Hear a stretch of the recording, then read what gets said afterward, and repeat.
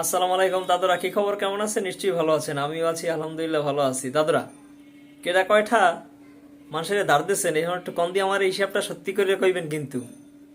কিল্লুকে কইছি, আপনার দ্বারা যখন কেউ টাকা চাইতে আইবে, তখন আপনারা কি করবে? মূলামূলি করবে, আপনারা আদর করবে, আপনারা ভালোবাসবে, আপনারা এটা কিছু খাওয়াইবে, ওইটা কিনে দেবে। ঠিক আছে? কিনলে গিয়ে হ্যাঁ কিছু টাকা লাগবে আপনার দ্বারা। আচ্ছা, ভালো কথা। এই টাকা আপনার দ্বার দেখে নেছে 2 মাস, 3 মাস, 6 মাস কিংবা 1 বছরের কথা কইয়া। এখন এই 2 মাস, 3 মাস, 6 মাস, 1 বছর যাওয়ার পর এরপর কি হয়?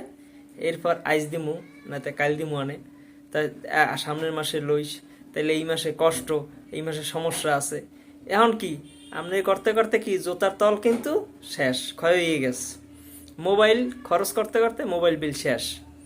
এরপর চাইতে চাইতে এখন কি হয়? হের দ্বারে কৈফিয়ত দিতে হয় আপনি ইঠা লইয়া কি করবেন। আছে না? আছে। এরপরে আবার আরো কথা আছে। এরপর লাস্টে কি হইবে? হ্যাঁ, সম্পর্ক নষ্ট হয়, ঝগড়া হয়, হ্যাঁ, কেন্নি হয়, মারামারি হয়। এরপর লাস্টে কি হয়? হেইয়ে যায় থানায়, থানায় দিয়ে হেইয়ের পর যায় কোর্টে, এক টাহার বিনিময়। আবার এই টাহার জন্য দেখবেন অনেক মানুষ আবার আপনারে ভালোবাসে, আবার দেখবেন যে এই টাহার লগে অনেক মানুষ আবার আপনারে ঘৃণা করে। কি আছে না দাদু? এইরকম সমাজের লোকজন আছে দাদু। তাইলে এখন একটু খেয়াল রাখবেন, টাকা ধার দেওয়ার সময় আবার ফেরত নেওয়ার সময় মানুষ বুঝিয়া লেনদেন করেন। ধন্যবাদ, ভালো থাকবেন। আল্লাহ হাফেজ।